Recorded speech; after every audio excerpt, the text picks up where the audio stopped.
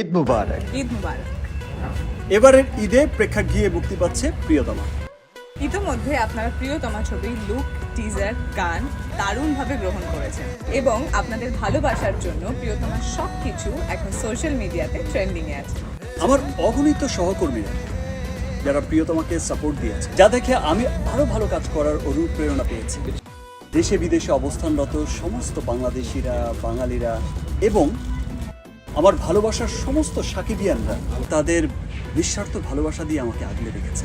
হৃদয়ে ছুঁয়ে যাওয়া অসাধারণ এক গল্পের ছবি প্রিয়তমা। অ্যাকশন, রোমান্স, এন্টারটেনমেন্টে ভরপুর সিনেমা প্রিয়তমা। একটি সত্যিকারের ভালোবাসাকে সংজ্ঞায়িত করার উদাহরণ হয়ে থাকবে।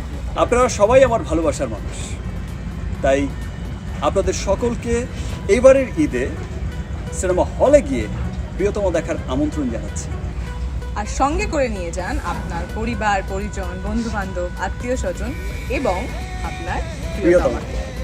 সবাইকে পবিত্র ঈদুল আজহার অনেক অনেক শুভেচ্ছা। সবার ঈদ হোক প্রিয়তমার সাথে। ঈদ মোবারক।